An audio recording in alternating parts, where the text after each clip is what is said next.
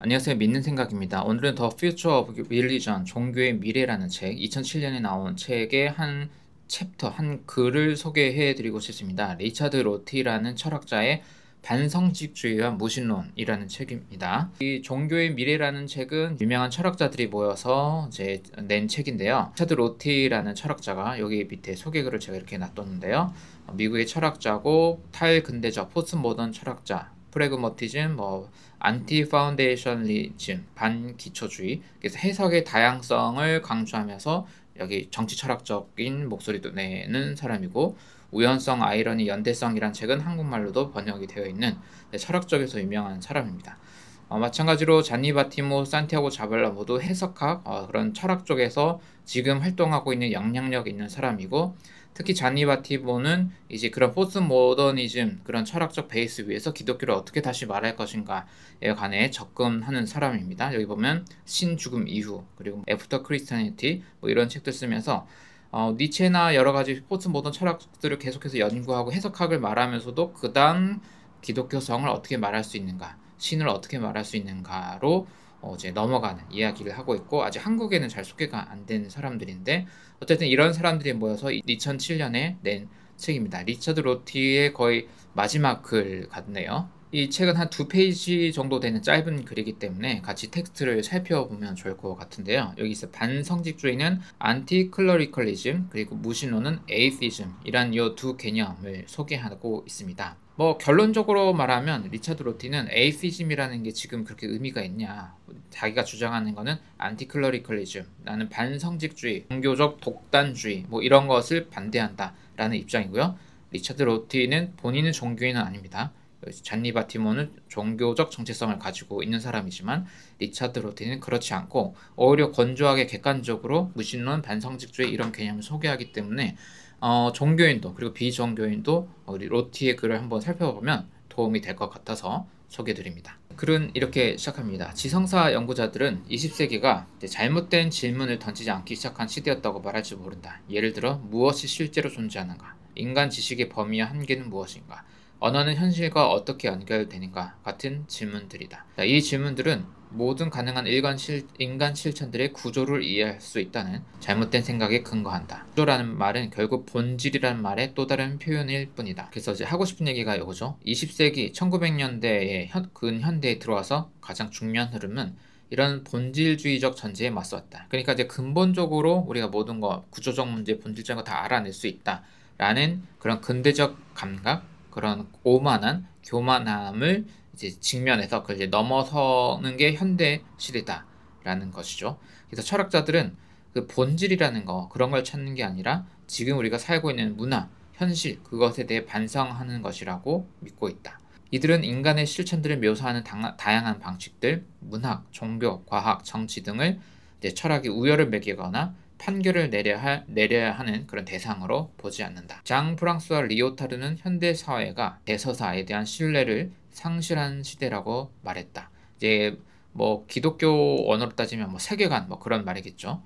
그는 포스모더니즘을 과학, 종교, 예술 등에서 공통의 보편적 토대를 찾는 데 실패한 시대의 철학이라고 설명했다. 이렇게 들으면 조금 우울해 보일 수 있겠지만 이게 사실은 현대적인 거라는 거죠.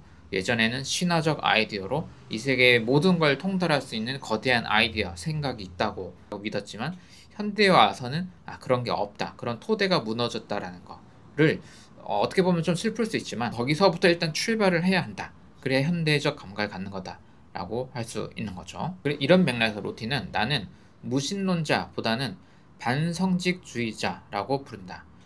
왜냐하면 나는 교회와 국가를 분리하는 데 관심이 있기 때문이다. 나는 나를 제퍼슨이나 볼테르 같은 계몽주의 인물들의 전통 속에 위치시킨다. 제퍼슨은 자신의 이웃이 하나의 신을 믿든 20명의 20존재의 신을 믿든 상관없다고 했는데, 왜냐하면 그런 믿음이 자신의 지갑을 훔치거나 다리를 부러뜨리지 않기 때문이다. 볼테르는 신이 존재하지 않는다면 정작 자신은 신을 믿는 사람이 아니어도 신을 만들어내야 한다고까지 말했다. 하지만 이들 모두 종교제도, 즉 국교를 원하지는 않았다. 그러니까 그 지역에 사는 사람들이 모두 이 종교를 강제적으로 믿어야 한다. 그런 거를 원하지 않았다는 거죠.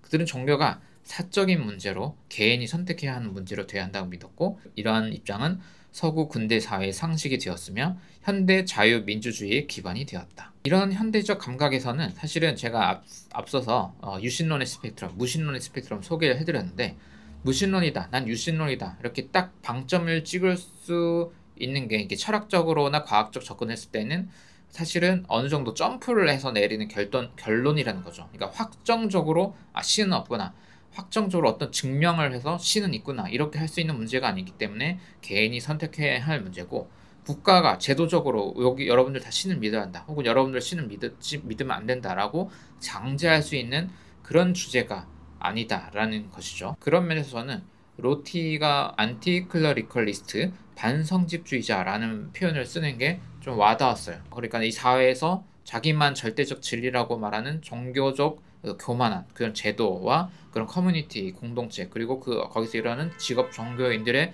교만함, 오만함, 그런 것들에 대해서는 현대인들은 아니다, 아니요 라고 말할 수 있어야 되기 때문에, 어떻게 보면 저도 사실 종교인으로서 또 작은 교회 목사로서 일을 하고 있지만 반성직주의자라는 정체성 저도 사실 공유하고 있는 것 같거든요. 로티가 반성직주의자라는 말을 내가 고집하는 또 다른 이유는, 많은 무신론자들이 여전히 종교적 사람보다 자기가 낫다고 생각하는 경향이 있기 때문이다.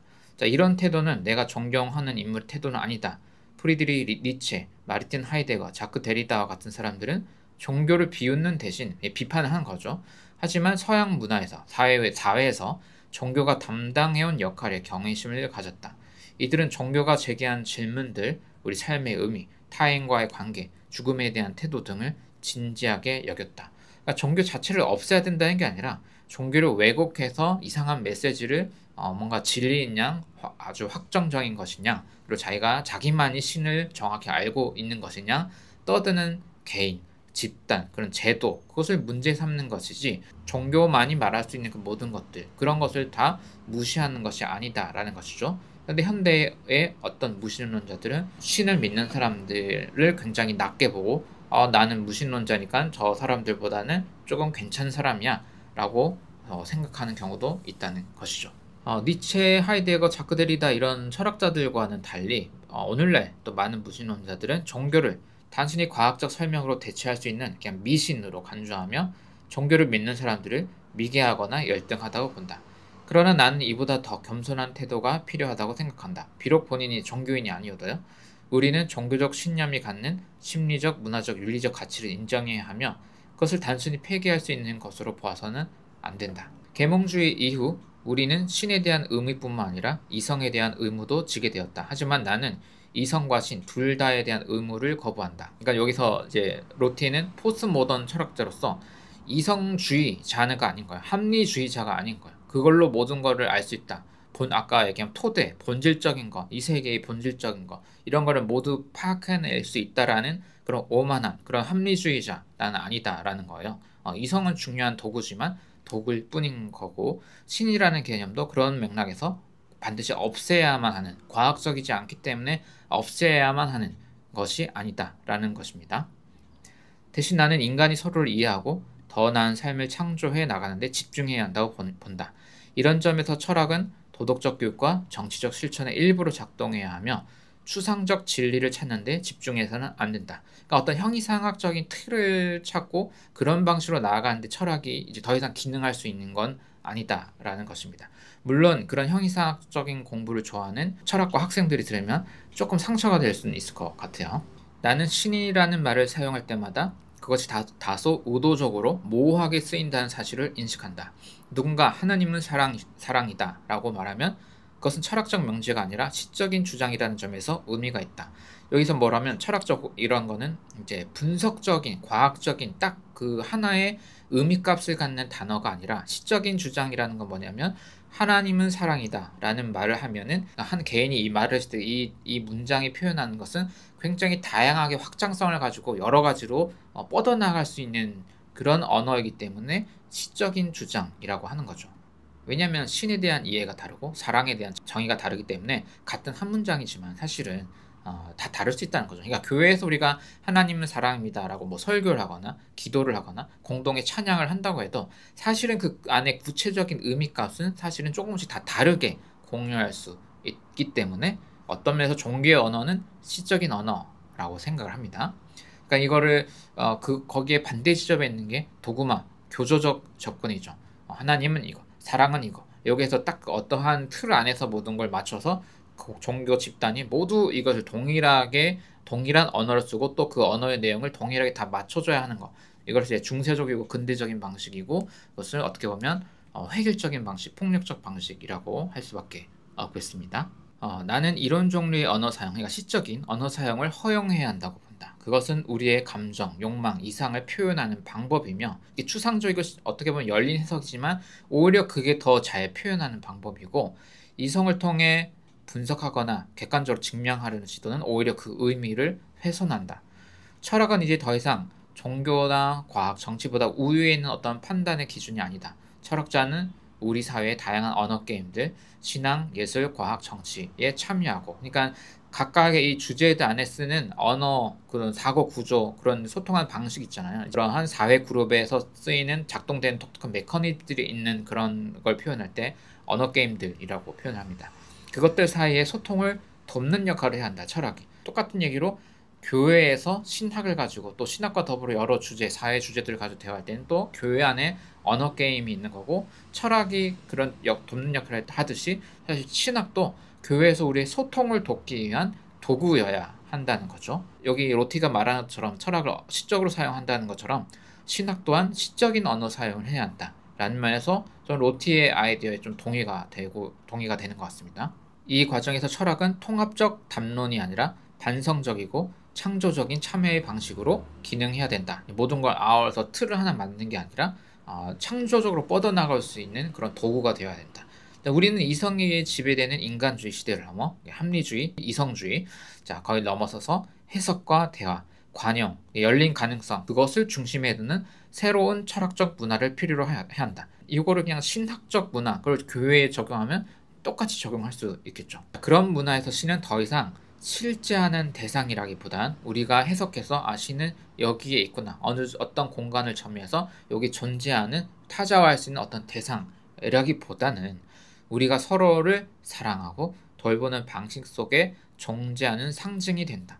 여기서도 이 상징을 실제의 가능성, 실제한다라는 분석적 언어를 쓰는 게 아니라 실제의 가능성을 두면 이제 종교적 가능성, 종교인으로 투신할 수 있는 가능성이 있는 거고, 그냥 연구자로서 이게 실제적 그런 건 아닌데 유명론적 접근으로 그냥 언어 이름만 있는 거지만 기능이 있을 거야 라고 할 때는 약간 스스로 종교인으로서의 주체성을 갖기보다는 한 발 물러나서 분석가로서 이걸 얘기할 수 있겠죠. 그러니까 상징, 심볼이라는 것도 사실은 어떤 방식으로 접근해야 하느냐에 따라 그 안에 해석이 또 다양할 수 있습니다. 이 말 또한 시적인 언어이기 때문이죠.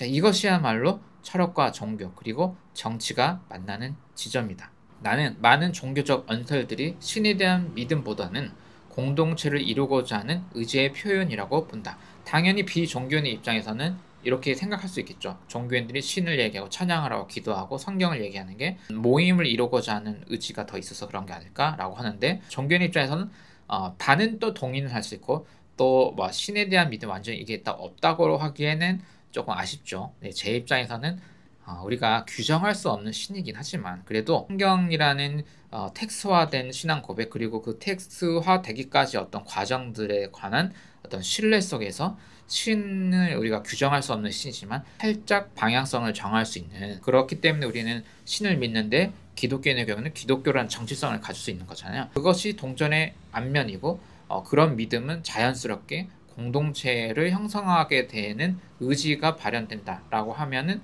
또 종교적 설명이 되겠죠. 근데 당연히 비종교인 로티 입장에서는 이렇게 해석할 수 있겠습니다. 예를 들어 하나님께서 우리를 지켜주신다라는 말은 하나의 설명이기보다는 위로의 언어, 희망의 언어이다. 철학은 이러한 언어들을 평가하거나 폐기하는 거가 아니라 이 언어들의 기능을 이해하고 또 존중하는 데 의미가 있다. 현대 자유민주주의는 종교와 과학, 예술과 정치 등 다양한 언어들이 공존하는 공간이다. 이 안에서 철학은 특정 언어를 특권화하지 않고 각 언어의 의미 형성 방식을 분석하고 그들이 서로를 억압하지 않도록 조율하는 역할을 해야 한다. 나는 종교가 공적인 영역에서 사라져야 한다고 보지 않는다. 다만 종교가 권력과 결합할 때 발생하는 폐해를 경계해야 하며 종교가 공적 담론에 참여할 때에도 스스로의 언어가 보편적 강제를 지니지 않음을 인식해야 한다고 본다. 이것이 바로 로티가 말하는 반성직주의의 핵심이다. 그러니까 로티는 나는 무신론자가 아니라 반성직주의라고 할 때는 각 종교가 사회에 나올 때 자기가 믿는 이 종교와 어떤 권력이 결합할 때 이 사회에 어떤 피해를 줄 수 있는지 알아야만 한다라는 것이죠. 사실 이게 안 돼가지고 지금 한국 사회의 큰 문제잖아요. 교회가 굉장히 도그마적인 신앙을 가지고 또 비윤리적인 반윤리적인 어떤 방향성을 가지고 와서 사회에서 자기의 종교 언어를 그대로 던져버리는 거. 그것을 이제는 한국 교회는 지난 수십 년간 경험해 왔기 때문에 로티가 말하는 반성직주의를 이제 굉장히 곱씹어보고 고민해야 되는 때가 아닌가 싶습니다. 종교는 사회 구성원들이 자신들의 삶을 의미 있게 구성하기 위해 사용하는 언어 중 하나이다. 그것은 철학, 과학, 예술과 마찬가지로 인간 존재의 다양한 국면을 반영하는 언어적 실천이다. 따라서 종교를 이해한다는 것은 단지 신의 존재 여부를 논중하는 것이 아니라 그것이 어떻게 사람들의 삶 속에서 자리 잡고 있는지를 이해하는 것이다. 결국 철학의 임무는 세계에 대한 단일한 설명을 찾는 것이 아니라, 이게 근대적 철학 방식 합리주의 이성주의라고 했죠. 그게 아니라 사람들이 서로를 더 잘 이해하고 보다 나은 삶을 창조하도록 돕는 것이다. 이 로티의 철학적 방향이 이러다 보니까 프래그머티즘 이렇게 말하기도 합니다. 자, 이러한 철학은 교조적이지 않으며 다양한 실천들 사이의 경계에서 작동한다. 이것이 내가 지향하는 철학이며 또한 내가 이해하는 종교와의 관계다. 여기서 철학을 신학으로 바꾸면 바로 현대 신학입니다. 그러니까 어떤 그 교단에 소속되어 있어서 교단의 그 도그마 틀 안에 갇혀 있는 신학이 아니고 현대 신학, 자유로운 현대 신학을 한다면, 신학은 교조적이지 않으며 고대, 중세, 근대에 만들어놓은 신앙 고백 교리 틀에 갇히지 않고 작동하면서 다양한 실천들 사이에서 경계에서 작동하며 신앙인들이 그러한 사랑의 실천을 또 생산적이고 창조적인 삶을 실천해 나갈 수 있도록 돕는 도구적 역할을 하면 되는 거죠. 신학도 신앙마다 워낙 다르기 때문에 다양한 신학이 만날 때 서로 겸손해야 되고, 또 이 신학이 틀이 만들어진 공동체, 종교 공동체가 사회에 나갈 때 이것이 자기만의 언어 게임이고 자기만의 언어라는 걸 겸허히 인정하고 다른 방식으로 또 소통을 해야겠죠. 종교 언어를 그대로 들이밀면 안 되겠죠. 종교가 그런 매너를 갖지 않다 보니 우리 사회에 엄청난 폭력성을 갖는 거고, 또 종교 안에서도 거기에 순응하지 않는 사람들에게 이제 각 구성원들에게 종교가 폭력성을 갖게 되는 거죠. 너 왜 이걸 안 믿어? 왜 이런 질문에 뭐 이런 식으로. 자, 여기까지인데요. 로티의 말을 뭐 100% 수용할 필요는 없겠지만 저는 로티가 말한 문제의식 굉장히 공감이 됩니다. 이제는 약간 비종교인 입장에서 사실 theism, 유신론, atheism, 무신론이 나한테 그렇게 중요한 건 아니고, 자기가 중요하게 보는 건 나의 정체성은 안티클러리컬리즘, 나는 성직주의, 제도주의, 그 독단적 종교성인 거죠. 어떻게 보면 그런 걸 넘어서야 한다 라는 입장에서 저도 이 부분에는 굉장히 동의가 됩니다. 그렇다면 성직 중심주의라는 거, 그런 종교 중심주의라는 거를, 그런 도그마 중심주의라는 거를 넘어섰을 때의 종교 공동체는 또 어떤 형식이어야 할까? 이렇게 열린 해석들을 포용하는 신앙 공동체는 어떤 모습이 하고, 설교는 어떻게 바뀌어야 되고, 기도는 어떻게 바뀌어야 되고, 공동체 교제하는 방식은 어떻게 바뀌어야 할까를 저는 좀 실천적으로 해가면서 고민하는 입장인 거고요. 현대사에서 이제 교회 공동체는 이런 걸 같이 고민해야 한다라고 생각합니다. 자, 오늘 영상은 이렇게 마치도록 하겠습니다. 감사합니다.